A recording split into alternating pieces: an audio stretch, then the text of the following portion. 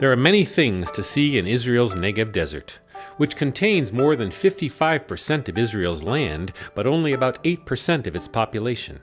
And recently there are a variety of interesting ways to experience the desert also.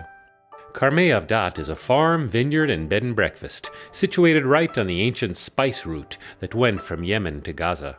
1,500 years ago, there were people growing grapes for the wine industry exactly on the same spot. And the owners used the same irrigation techniques the ancient Nabatean people used. The method of irrigation used at that time and we are using today is when we do have rain, all the water from the slopes goes down to the bottom of the valley, and it's a beautiful scenery to see the water running and actually irrigating the vines. From afar, each visitor's cabin looks like a shack.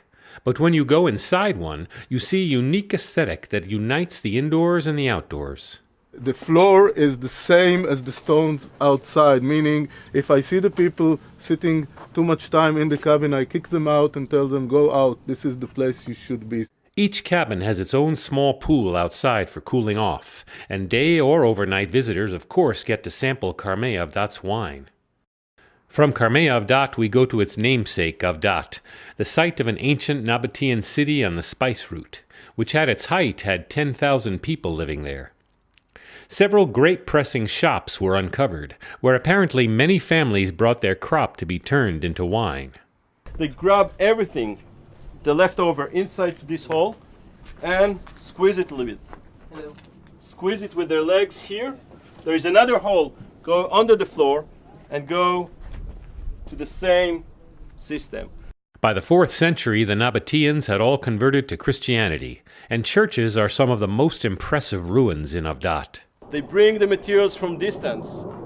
Marble from Italy. Marble. Everything was covered with marbles here. All the wall in the back was covered with marble. The ceiling was from wood that's coming from Turkey. Next stop on the tour is Israel Bereshit, a new luxury hotel due to open in spring 2011. It looked a bit like the ancient Nabatean city we had just come from. It could not have a more dramatic location, overlooking Machtesh Ramon, the Ramon crater. Last-minute work is going on everywhere we look. Okay, we're finally going down into Machtesh Ramon. And now we're in a large four-wheel drive vehicle, bumping along on the floor of the crater. A Machtesh is a landform unique to the Negev and Sinai deserts. It wasn't formed by an asteroid or volcano like other craters. When soft rocks are buried under hard rocks on the surface, the soft rocks erode quicker, and then the hard upper layers collapse, leaving a valley.